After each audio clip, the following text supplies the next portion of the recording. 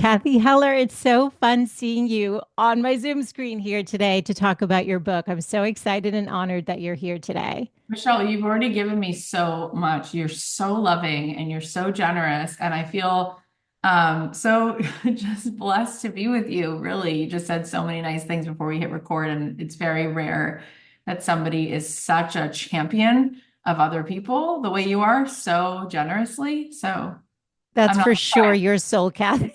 That's what I was telling you, is that I discovered you during COVID and I was attending your webinars. You were doing these free webinars, and there were all these creatives and people who had all these dreams in their heart. Yeah, And you would love hold those this, people. yes, and you would hold this beautiful container for them where you would just truly shine like a reflective light back to them of who they are so they could see it. But so many of us aren't seeing it. And so you've created this incredible book. I absolutely loved it. So just so you know, I read your first one and bought it because I love Oh, you. And Abundant Ever After, Tools for Creating a Life of Prosperity and Ease. And what struck me about it, and I know it's your podcast name, but Ever After has this like playful but magical kind of like invitation, which I love. But then you have like tools for creating a life of prosperity and ease. And I thought, gosh, nobody uses the word ease. Gosh, what a beautiful invitation, just literally with this title. I love So, that you got it. You like nailed it. Yeah, I wanted there to be this playful sort of like fairy tale like yes, that's the word fairy tale. yeah, like through the looking glass, like you could actually have a life that really is just so magnificent. And I very carefully chose that word ease because I believe, and I have really good evidence to back this up, but I believe that we are so committed to the idea that things have to be hard, that we cannot let go of that story. And Yeah. so we make things so complicated and so hard for ourselves when really the only things that you could look back in your life that have actually worked, they've worked because there was synchronicity. Like you didn't put pen to paper to figure out where you needed to be on what night so you could meet your husband. That was synchronicity. That's the most important thing that's happened. You didn't figure out pen to paper, which child God would give you. Like that's a gift. That's called grace, right? And where you Yes. are at the right place in the right time, it turns out you were always at the right place at the right time. The trick is knowing you're in it. And then the trick is uncovering the abundance within you because that is what unlocks the abundance all around you. You are the wizard. There is no Wizard of Oz. That's why that story is so cliche. It's in Mm. you, it lives in you. You are the mystic. And when you tap into the genius, which is the loving, creative, compassionate, peaceful heart that you have, you become a walking lightning rod. And then it is easy from that place. It is a blessing. There's nothing in nature that's rushing. There's nothing in nature that's trying to figure it all out because the ecosystem provides for everything so well. It does that for us too. It didn't forget us. And when we are just doing our job, which is to find a resting heartbeat, to find wellness, to find equanimity, life is amazing. Wow. It's only not amazing when we're in constant resistance, constant striving, constant struggle, constant trying to find something outside of us to finally make ourselves feel whole. That's when it feels like a lot of work.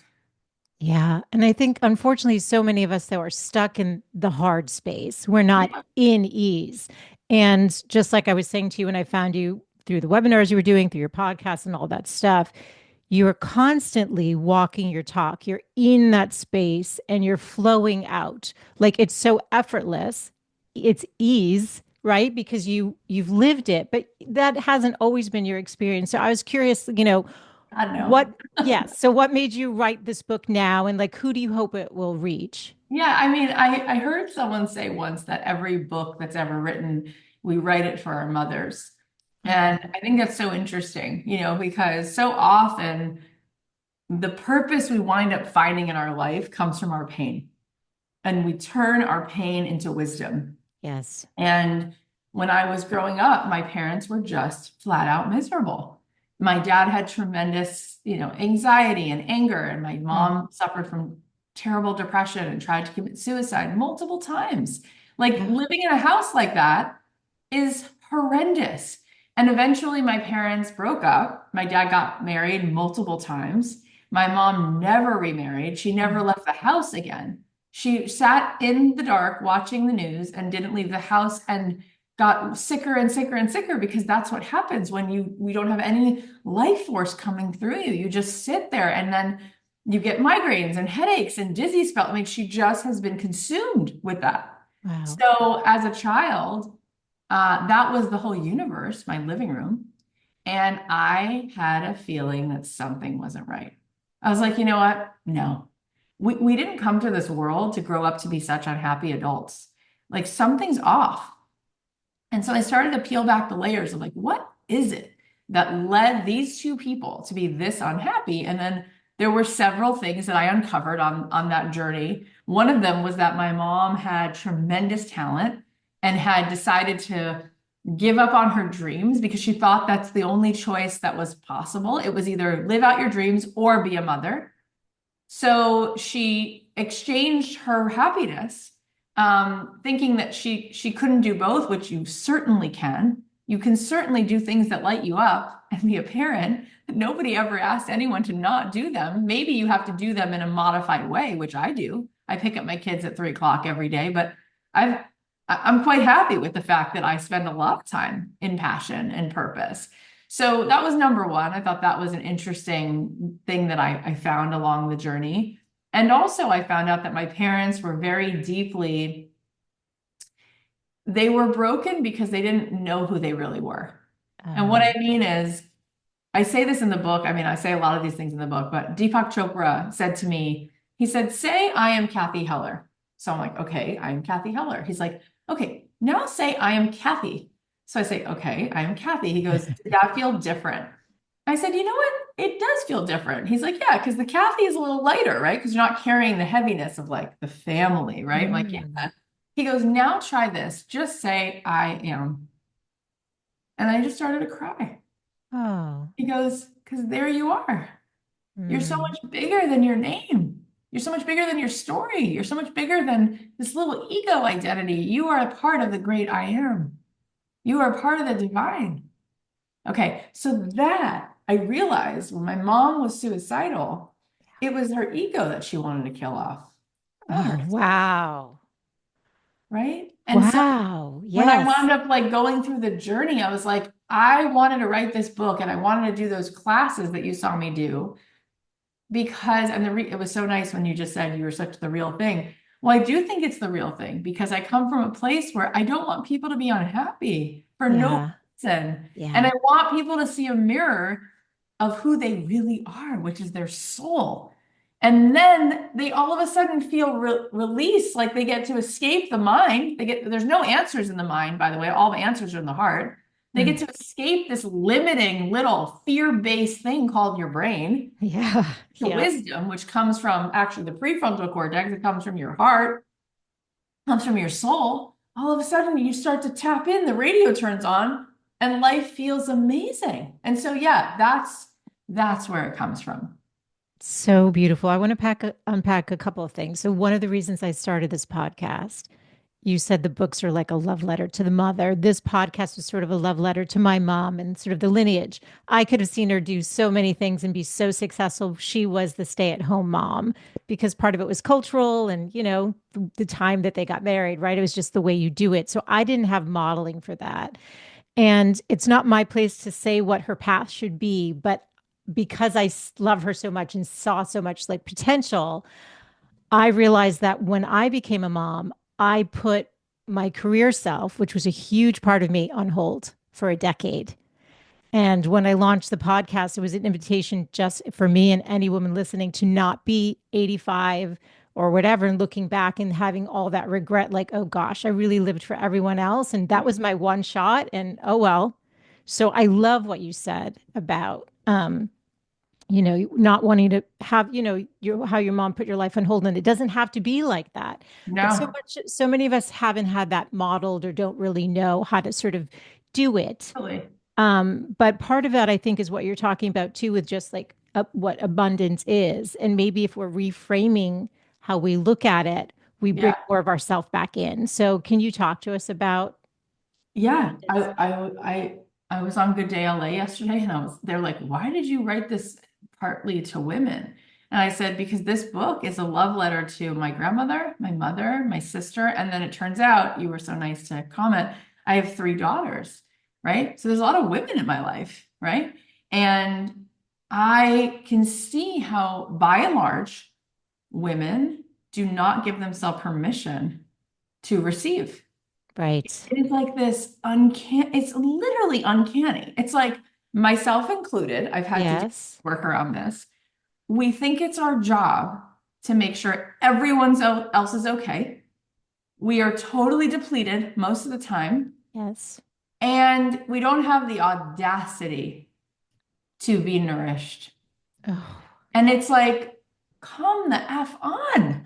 Like, honestly, because I feel like now that I have the mother that I have as one experience, Yes. I want so much for her to thrive all the time, right? It's Yes. working to try to help her to do that. But then I have three little girls. I'm like, no, no, no, no, no. On their behalf, I have to take a bath. On their behalf, I have to go to the spa. And they know on the weekend, every weekend, I have a spa day. I either get a massage and a facial or just a massage, or I get my nails done. Nice. And I have to do that, or else they won't do that, right? I have to do Yes. that. So, too, I think what's happened is, we live in a really interesting time because you and I were around the same age, and we just said our mothers, which is only one generation before us, they didn't have these opportunities. That's My right. mom is 77. She was graduating high school before women's lib. So you and I are in the first generation that's Totally. finally been told, do it all, Yeah. except that. Self-actualize.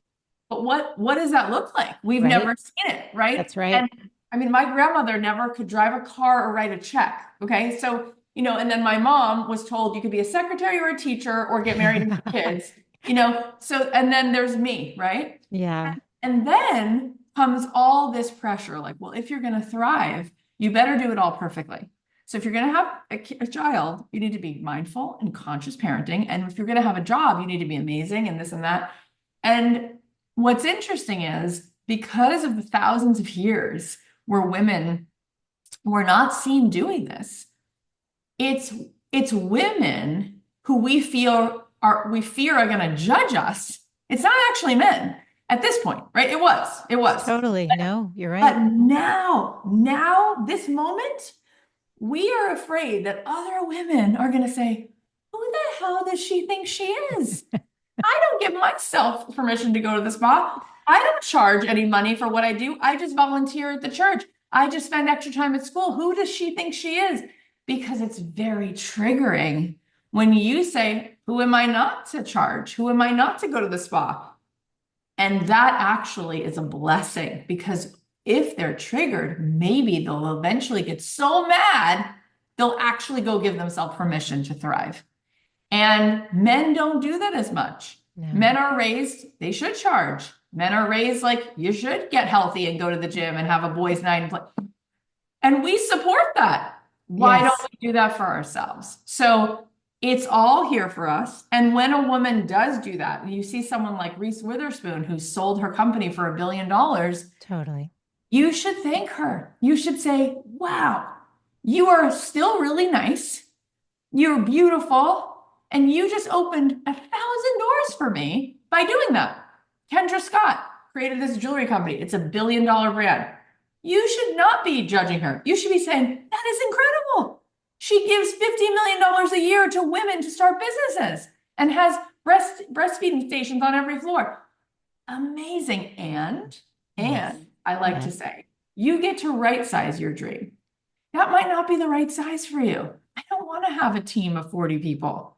I don't find that that's actually that compelling to me. But we get to design our life exactly as we want it. And if you want to make $1 million or $5 million and you also want to be spiritual, you get to be. And if you want to be spiritual and have values-driven conversations and have kids and make $5 million, you get to have all that.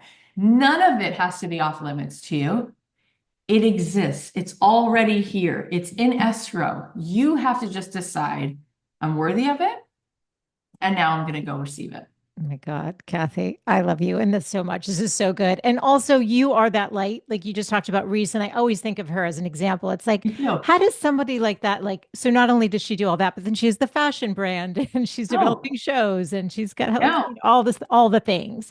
But you've achieved the success within the design that you've wanted. And that's what you're saying is accessible to all of us. We need to craft what it is that we desire and make that happen. So, let's talk about, I love this, what you talk about in the book about tuning your radio dial to So good. receive, because you're saying that the laws of attraction have us confused. So talk about this, because I was like, this is what makes, I mean, your book is fantastic, but like this, nobody's saying this. I've never Oh, heard I this know. before. It's so good. It's so fun to tell people things in Hebrew. It's so fun to sort of like deconstruct these ideas because these are like thousands of years old. It's such a fun, I mean, it's beautiful, right? So when I was studying in Jerusalem after college, I was there for 3 years, and my rabbi said to me, he's like, "Oh my gosh, I'm on the internet. Everyone's talking about the law of attraction."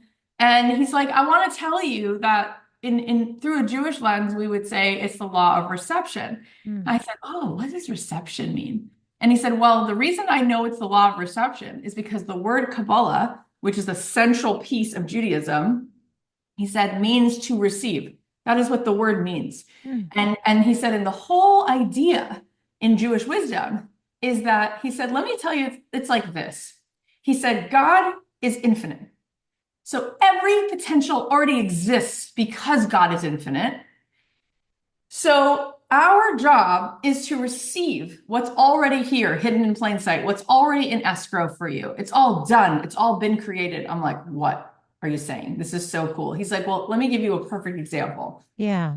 And it's his metaphor, Rabbi David Aaron. He's so brilliant. He's like, okay, imagine if you took a radio and you put the radio on this desk and you turned it on, you would hear music. I'm like, yes, you would. He goes, okay, well, where on earth was the music before you turned on the radio? And I thought that's such a good question. I never asked that question. And he said, the answer is the music was already here. It was Mm, hidden in plain sight. And when you turned on the radio, you had the capacity to tune in and hear the music.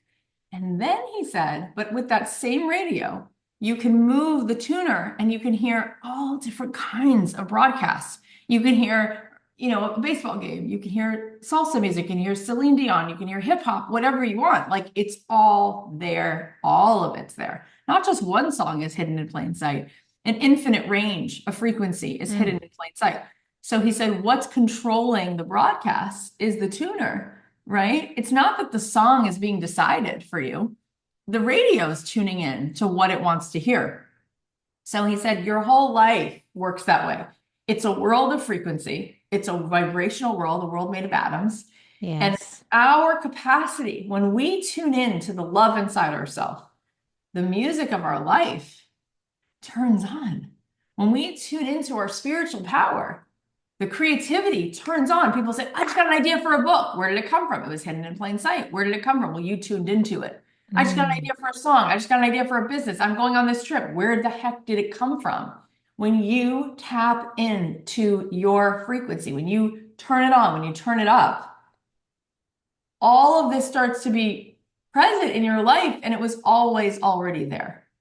Okay, so let's talk about path and purpose. So your mom wanted to be on Broadway. There was the singing in Mhm. her reality. She didn't Yeah. pursue that. But you have a beautiful voice and you did pursue music as a career. So I think, we have a sense of like maybe what our gifts are, what calls to us, what lights us up, what makes us feel depleted. But oftentimes we're like not sure how to like even take that first step towards what's calling and explore it. So talk to us about using maybe your life as an example of like how somebody gets on path and I'll just add this piece because I love talking, getting into this stuff. But do you think, I mean, we all have gifts. Do you think we have a specific gift or like a gift that we then has like like a myriad of applications that we could take it with? Yes, I think that that's true. I think that we all have multiple gifts. I think there are people who are good at linguistics, but they're also good at cooking and they're also good at parenting. I think we all have multiple gifts. However, I think Yes. there typically is one particular thing that's like your genius zone. You've just been given it, right? Like Michael Yes. Jordan on the court Yes. playing basketball is just like larger than life. And Michelangelo with a paintbrush is just something that the world never saw, right? Yes. Since or before. So I think that there is that.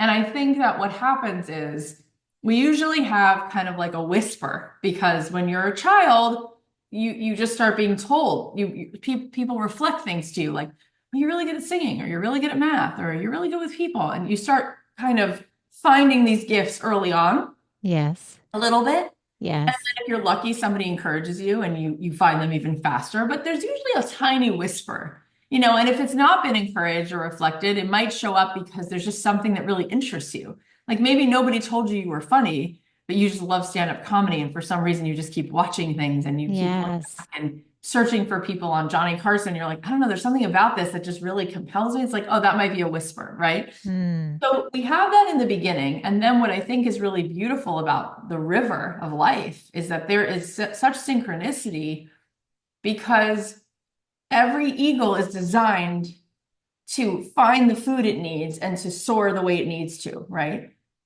And so are we. And what I'm saying is the dreams that you wind up chasing fully are the dreams that chase you back. Oh, wow. And that's what's so epic about the world is that a violin is meant to be a violin. A cello is meant to be a cello. And if you set out down a path, the beauty of the universe, it will lead you to where you're actually supposed to be.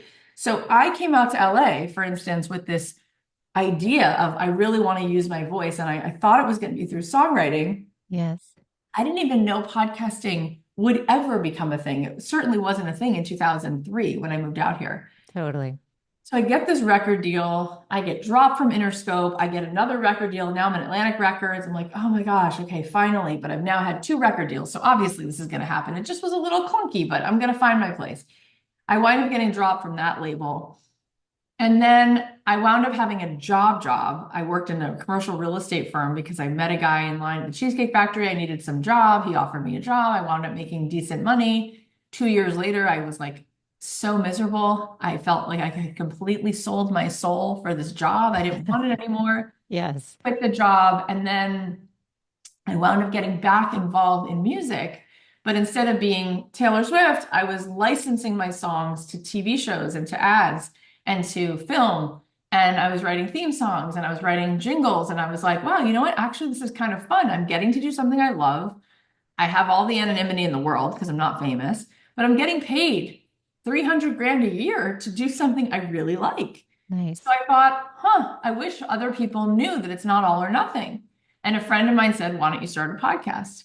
So I started a podcast called Don't Keep Your Day Job about how you can get paid to do what you love. It's not all or nothing. And then that podcast took off. And I was like, oh, when I came to LA thinking I want to use my voice, this was actually the highest, best use of my voice. It wasn't writing music and singing, it was speaking into other people's dreams because the podcast took off so effortlessly that Yes. it was so obvious, like ding, ding, ding, like warmer, hotter, colder. It was like, no, no, hot, hot, hot. This is where you need to spend your attention. And so within a year, we had 1 million downloads. Within a few years, we had 50 million downloads. And it really, really was easy, which is how I knew this is it. It's like a relationship. If it's really a struggle, it's really hard. It's like, it's not really supposed to be that much of a struggle, right? We're supposed to Yes. kind of tune the dial a little bit differently. So, I think part of the reason why people don't find the dreams that are meant to chase you back, number one, they don't ever even start. They don't believe they're enough. And they don't believe it's possible. So they figure like, why bother? And one of the things that you said earlier before we hit record, that I think maybe the thing you were talking about with creativity is that when I was giving those webinars over COVID and you saw me, sort of like passionately speaking to people, what I was really pleading with them is to give themselves permission to create because I wouldn't have ever had any of those fun experiences, not with songwriting, not with my podcast, if I would have been in need of doing something perfectly. But I think what I have realized about myself and what I realized about the creative process is that it requires you to tolerate making messy things. And most people will not give themselves the permission slip to make something messy. And then unfortunately, you deny what beauty is going to come from you because you don't write Mozart on day one. It's not how it works. You begin a process and then it starts to make something bigger than you even thought it was making. And it's like the music writes you, the podcast comes through you, something bigger starts unfolding. So if you're in your head trying to overthink it, and you're not even going to begin until you've overthought it to death that you know for sure you're going to get the ROI, forget it. It's like going to be a disaster. I So, love this so much. Okay, so you got to give yourself a shot and start. But you said something which was interesting because in the beginning you were talking about like you don't think, your way to the partner that shows up, like things come, they come into your life. yeah. You decided to do the podcast and there was ease and right things were expanding sort of effortlessly, so you're like, I'm on path. I think there are a lot of women that listen to this show that really do love what they're doing, but things are more stagnant or like they're not getting that growth or whatever, and they're like, wait, am I not on path?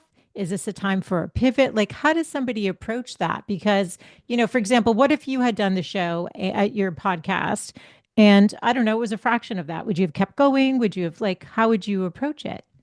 I mean, so it's really interesting, right? I think that it depends what the priority is because there are some people, like I have an aunt who retired 10 years ago and she paints because it brings her tremendous happiness. That is the ROI. So would she stop painting if her grandchildren stop liking it? No, she's painting. She's not painting for the audience. She's painting for herself. So what's the priority? If the priority is it's giving you great pleasure, keep doing the podcast. If the priority is this needs to become my income, well, then that is a little bit of a different litmus test, right? When Yeah. you're building a business, the difference between a business and a hobby is economics. It means somebody bought it. Well, that means there's a somebody who needs to like it. That means you have an audience. That means you need to think a lot about the audience and you need to create something that answers a need that they have. That's an awesome thing to do. I love creating businesses, but that's a very different question than if it's really meant to be a fulfilling passion project. And I feel like the reason I even said that is because I think it's a lost art. I think that we live in a culture that's so outcome driven. Yeah. We can't imagine that somebody would do something because they enjoy it. And it's funny because going back to women, a friend of mine, her husband is a golfer. Yeah. And she said, when I started my podcast, I felt so guilty. Am I going to make money with it? Why am I even doing it? And then she thought, and then I said to myself, he's golfing all the time. He's not golfing to make money from it. It's his fun. It's his pleasure. It's a big part of his life. So why can't I do the podcast because it's my hobby and the thing Mm, that makes me so happy? And the funny thing is when you do something and you don't need an ROI, those are usually the moments where things take off from it in ways you could never have imagined. But that would be my question. Is the question, what am I focusing on and when do I give up and when do I keep going based upon is it a business? Because that has a very different answer than when do I give it up? It's like, well, why would you give it up if it's making you happy? I guess then the only mm, thing is, does it continue to make you feel like you're learning something? Like to me, when I started my podcast, I had no idea it would ever make money. yeah. But at the time, I thought, hang on a minute. I can record a conversation with someone once a week that I would want to have anyway. Yeah. Let's just record it. And I enjoyed how much I grew and how much I learned and how much my world started to open. I was never going to stop. That was my answer. But Yeah. if that was going to be if I needed that to become my business, that would have put a lot of pressure on it. And then I would have been thinking about it in a different way. Totally. I was thinking there's a story I heard about a podcaster who was doing like, I don't know, like life coaching kind of thing, had a few thousand downloads a month, and then was obsessed with fantasy fiction. And she and her sister started it, and within 3 months had like 1 million downloads. So part of the question is like going back to purpose, because I feel like to me, my biggest regret would be is if I didn't fully show up for the dream God had for me. That to me would be like, oh shoot, okay, we're gonna do this again in a different incarnation and like hope I get it right next time.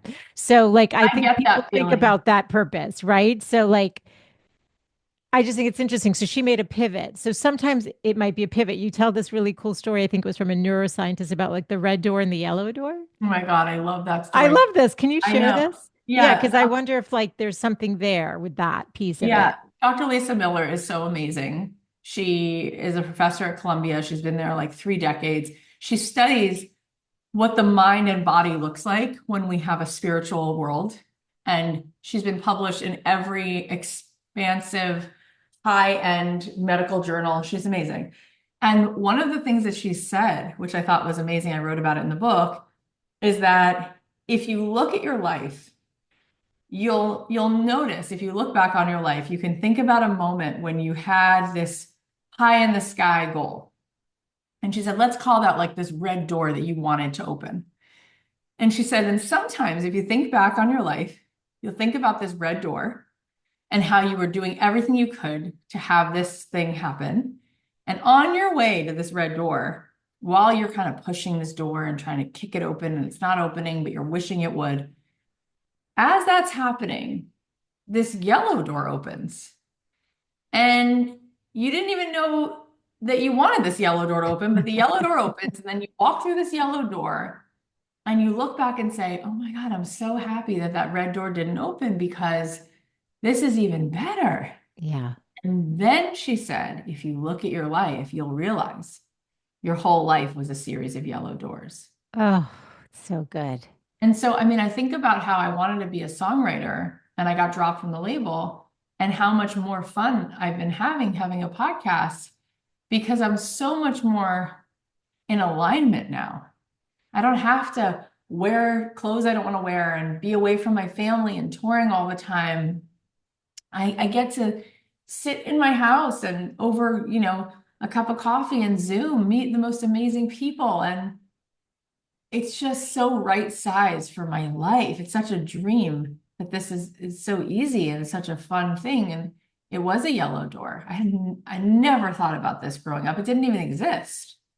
Yeah, no, it's so cool. And I think, that's the thing. Like whether somebody's a teacher or makeup artist or whatever it is that they do, if they're having the love for what they do, but there's not the expansion, I guess, things aren't moving.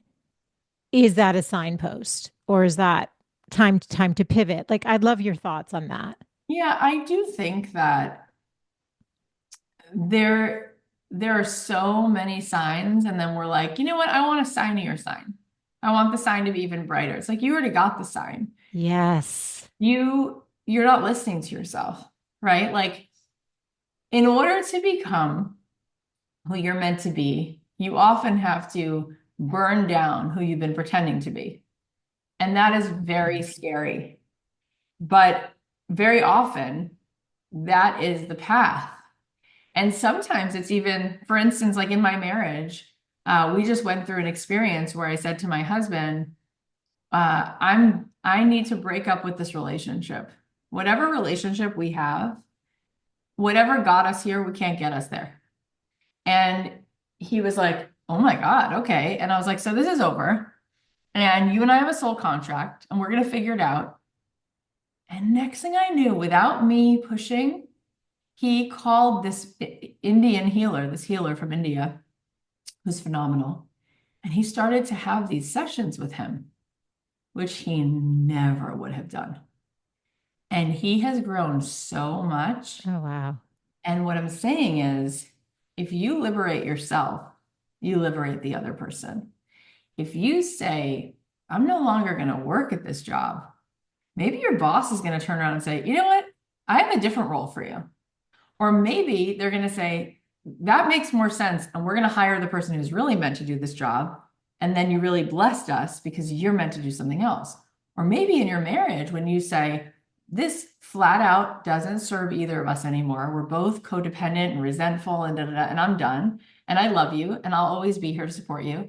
Maybe the person is willing to like find a greater depth that they didn't even know that they had, right? So what if we actually listen to the nudges? What you're really saying is, give me permission to trust myself. Mm. Because there's a million times, if something's not working, it's a reflection of your self-love or lack of. Because why would you be doing something if it's not working? It's you're pushing the river in the wrong direction. Because typically, the things that are really coming from you when you're in ease and you're in flow, they work because you really made a choice to actually honor your authenticity. When we try to be someone we're not, it never works. It's an effort. When you really, really, truly decide to tell the truth and speak from your like most honest place, it's amazing. I say to people, you could take a tiny rock and throw it into the ocean and make a little ripple. Or you could take a big rock and throw it into the water and make a giant ripple. When we choose our alignment and we don't gaslight ourselves, whatever we choose will make a much more resonant ripple. And then it really doesn't even matter. It matters that whatever we chose with that intention, because intention creates the effect, not cause. It's not cause and effect, it's that intention. When you come from such a place of purpose and alignment, it'll just move things in such a way. That is so beautiful. And it's so resonant. Like when you say that, it makes so much sense. It's like, that's your purpose. Mhm. Love yourself enough to be who you are and let the rest there's your ease. Exactly. I mean, the truth is that we're sitting on so much purpose that we miss it. I went to dinner with my husband and my kids in July. My dad died at the beginning of July, and then we went through hospice and funeral, and it was beautiful and heartbreaking and devastating and all that. And I was like really shut down for a Mm. while. And it was like 4 weeks since the funeral, and my husband's like, "You got to get out of the house. The kids are going crazy." So we decided to go to a movie. We're going to take them to see the Minions movie. And then we went to sushi before. So we're sitting at the sushi restaurant, and I remembered, Kath, every moment you can be in purpose. Like there is so much love here for you. There are so many Easter eggs here. And I decided, I turned to my left and I'm like, I'm going to be in purpose right now. I turn to my left and I say to my kids, because it's always for my kids. It's like I want to model stuff. Yes. And it's always fun when I do stuff like this in front of my kids. I go, let's buy them dessert. This couple sitting next to us. Like, really? Which dessert? So I go over to the table next to us and I said, "Are you guys on a first date?" Because I could kind of eavesdrop on them. And she says, "Yeah, we are." I said, "Which dessert do you want? My kids and I are going to buy you dessert." She's like, "Oh my God, that's so cute." So she chooses the dessert. She gets my number. She's like, "I want to text you later to say thank you." Fine. She gets my number. 2 hours later, she texts me, "Thank you so much. It was delicious. That was so nice of you."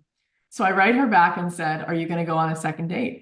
And she's like, "I don't know." She's like, "He's really nice." She said, "But the most important thing to tell you is," she said, this was my first date in 5 years. She said, "I'm a widow." And Oh, when you bought me that ice cream, the tempura ice cream, she said, "You made me believe that my husband who's in heaven was giving me the green light." oh my So I God. started to cry. Oh my And I God. said to her, "You know how amazing that is?" I said, "Because my dad died July 3rd, and this is the first time I've been out since then." And she said, "Oh, my husband died July 3rd, 5 years Oh ago." my God, Kathy. And I have chills even as I tell you that. That's unbelievable. And I What a beautiful story. Thank you. it's just like Wow. the purpose that we seek is in being the most loving version of ourselves. Wow. That's so And deep. when you realize that that's your assignment from God, Yes. every second you be Yes. significant wherever you go. You don't need to wait till the podcast has downloads. Who cares? It's not even about that. It's about feeling like you're tapped into something so magnificent that your gardener feels better when he comes to your house. He doesn't even know why, but you run to give him that cold soda because you want that Totally. moment. And Totally. it's not, people say, "Oh, it's just so Pollyanna." No, it's not. It's actually, you know who's the recipient of that kindness? Me. Because when I did that for her, I felt the love. It was a gift to myself. Totally. So why would we deny giving that love to other people when Oh we my can do it God. all day long? 100%. And so then I think, everybody says, I want to change the world. And I'm like, what if you're not meant to change the whole world, but you're meant to change the whole world for one person every day? Because Mm. one person is a world. She's a whole world, that person who I've never seen again. She's a whole world. And then that incident changed her world. How many times has that happened to me? So many times. How many times has that happened to you? So many times. And then we Yeah, look at it through this like, well, what's the achievement of my life? What are the boxes that I've checked? totally. It's like not even that interesting. No. When I was living in Jerusalem, I said to my rabbi, I'm like, oh my God, there's so many amazing places in Israel. Where am I supposed to go? Where am I supposed to go to have the most epic spiritual experience? And he goes, I have the answer. Are you ready? Write this down. I'm like, okay, so I write it down. He goes, there's a woman who lives three doors away. She lives alone. He said, offer to do her dishes. So beautiful. And I'm like, that's the best answer. Like imagine Totally. you said, well, there's a fountain, and if you pray by it, and it's like, no, no, no. It's everywhere we are.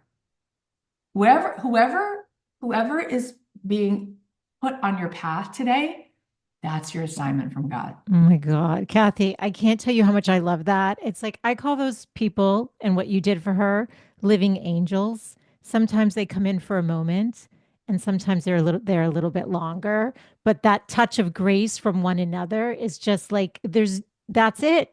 That's it. That's it. And there's no amount of downloads of my podcast that would make me feel as good as that moment Oh my because God. we're not living for the achievements. We're living for being in service to the moment all the time. That's abundance. Oh my God, it's so good. It was about those limiting beliefs because they do hold women back, Kathy. We know that. And the Oh my sense of God. lack of self-worth, lack of self-love, feeling we're Well, because not it's a enough. false self. I mean, the ego is made up, okay? The part of the brain that's like, you're not this, you're not that. I mean, if you let go of that, right, your ego has to die. If you make peace with your soul, your ego has to die. It doesn't want to die. So it wants to hold on to you and say, no, let me convince you, Yeah. right? And Yeah. why is the ego telling you you're not this, you're not that? Because fear wants to control things. The most scary people in the world are terrified. And what they do is they try to control everything because they're afraid. Okay. The opposite of fear is not actually certainty and control, it's infinite possibility. It's beautiful. Your soul lives in the infinite possibility because it's a piece of God. Of course. The ego is afraid to let go. It wants certainty. So it tells you, don't do this, don't do this. It's not certain. It's not certain. It's scary. It's dangerous. No, no, no. There's nothing safe anyway about certainty. The only safety is in the surrender, right? Because it's like Gay Hendricks said to me so beautifully. He said, a pilot, the plane at this point, the instruments know they fly themselves. Okay, planes fly themselves. He said the only thing the pilot has to do is watch the drift from the flight path. He said the real thing the pilot has to do is take off and landing. The rest of the time, it just watches the drift and puts it back on the flight path. Yeah. God takes care of takeoff and landing. God knows when we're going to be born and when we won't be here anymore. That's right. Our job in the in between is to watch the drift and come back into our soul's alignment. That's it. We're not in control of anything. So the mind wants so much to try to protect you that it's like, don't do this, you'll be vulnerable. Don't try this. Oh my God, what will people think? Oh my gosh, well, this won't work out. Why even bother? It's constantly only going to give you a green light if there's certainty. The soul says, I don't want certainty. I want infinite possibility. Mm. What magic could I uncover if I let go of needing to be sure, but I just step out on faith? That's what the soul wants. Oh my God, you're so good. Okay, since we're coming to the end, I have just a couple more things that I want to make sure we tackle. I noticed you dedicated both your books to your girls. I have a daughter. We're talking to women here. self-worth, purpose, all that stuff. But everyone does love some of the practical things. Like, what small steps can someone take today? Are there any daily practices? We didn't even talk about meditation, but like Yeah. anything that you want to make sure that the women listening, whether like, okay, yeah, take this away from this Yeah. conversation. I mean, we actually, I have a class that I teach that's free that comes with the book when you go to cathyheller.com/book. And it's a quick, easy guide to meditate in like 3 minutes. And so I'll just say really quickly that every single day, the same way that you select what you're going to wear for the day, you like decide, I'm going to wear this outfit because it makes me feel sexy, or this one makes me feel more, I don't know, feminine, or this one, whatever. You select the clothes that you take a moment to think about how you want to feel. And that's why you select that top, right? The same Yes. way you select what you want to wear, take a moment and select how you want to feel and select what thoughts belong in your day and what thoughts don't. And so you could take 1 whole minute and close your eyes and say, how do I want to feel today?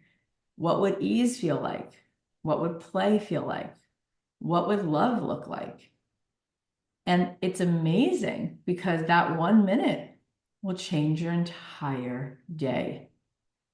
Our capacity to be conscious, if we're even conscious for just a moment, everything changes from that place. It's like a break in the clouds. And what I'll say about meditation is when I first started meditating, I absolutely hated it. I thought it was actual punishment and torture, and it was insane. And then I learned, my teacher said to me, your thoughts are always going to be there. And the idea is not to stop thinking. And I was like, oh, what a freaking relief. And she said, yeah, everybody thinks that. That's a misnomer. She said the idea of meditation is not about not thinking. It's about witnessing your mind. It's about instead of being caught in the blizzard of the snowstorm, looking out at a blizzard through a living room window is gorgeous. When you're not caught in the thought and you're unconscious and you're just hearing the one after another barrage of negative thoughts, but instead you're just noticing them mindfully, you're like, well, that's interesting. I can't stop thinking about this, or my mind keeps thinking. And then the thoughts lose all their power. And so you could do that practically throughout the day where you're like, what is my mind thinking right now? And then you realize, I guess I'm not my mind. I'm the consciousness that's observing my mind. So that's where all your power lives. Your power lives in the part of you that is the observer, that is the Mm, witness consciousness. And so those are some practical ways to kind of reorient yourself. And yes. from there, you can select, well, how would I choose to direct my focus right now? And I could say, like I often say to women, play a game with the universe and say, there's synchronicity everywhere and magic everywhere. And I promise you'll find it today because you'll be expecting it. You'll be Tuned looking. into it. Yeah. I love that. And do you have any non-negotiables daily habits that you do? I walk about 2 miles a day. Nice. I think walking is just the most amazing drug. It's just like I can't not walk every day. It's really good to move your body. I think that bipedal motion is actually really good for our nervous system. Yes. And I also I don't say yes to things that really I don't want to do. I really only say yes to things that feel like they bring me joy. So I have like a joy diet. It's all joy. And I stop work every day at 2:30 to go pick up my kids. And then I'm not working like You don't pick ever. it back up? You don't. No, never. Wow. No, because I want to be in that other part of my life. I want to be able to like go get a snack with them after school or, hang out on the couch. It's like, even if they're just doing their homework and I'm in the same room, it just feels different to them than if I'm in the office working. Totally. Yeah. Totally. Well, you've designed that. Yeah. That's available. We all get to be Harold in the Purple Crayon. We get to create the world on this magnificent canvas exactly how we want it. I often say you can have everything you want as long as you're willing to give up the belief that you can't have it. Mm. Because you'll find that you actually can. You can have what you really want. You can really feel good. You can choose to feel good. You can take that extra bath. The world will keep spinning. And you can pay it forward. I've loved this conversation. You are so radiant, and it's just so How fun are for me. you? Like I said, because I was on those webinars and I already had a sense of you, but you're even more lovely in person. And so I'm just grateful for the time you've taken for my audience, for me. Everyone needs to pick up a copy of Abundant Ever After Tools for Creating a Life of Prosperity and Ease. We all deserve that. I have my daughter's bookmark in here from when she was little. It's so funny. Um, I love it. I and love the pink. and where can where should I direct the women listening today? So if you go to cathyheller.com/book, it will give you a link to wherever you want to buy it, Amazon, Barnes and Noble, but then it will also give you the bonuses, which are meditations from me that you can listen to, and a free 2-hour course that you can start watching on how to manifest with ease and meditate with ease. So just go to cathyheller.com/book, and Cathy spelled with a C. Thank you, Cathy. You're such a beautiful light in this world. This has been such a joy. Like, gave me so much energy and, like, I don't know. And the book too. There's so many amazing tools, ladies, in the book. Share this interview with all of your friends. And this is the path. This is the invitation. As Cathy mentioned Yeah. earlier, we are like the first generation to really self-actualize. This is the invitation, and we are healing our lineage and we are opening the doorway, like for our daughters and even our sons. So this is the path forward. It's true. And you, by the way, um, I could say that so easily about you, that you're radiant and wonderful. And you live not so far away. So I know we're gonna be in the same room at some point. I will love We're gonna it. be friends. I would love it. That's so lovely. Thank you so much, Cathy, and congrats on your second book. It's so beautiful, and everyone go pick up their copy today. No, you made my whole day. Thank Oh, same, Cathy. Truly, you did. Thank you. You were you. my highlight.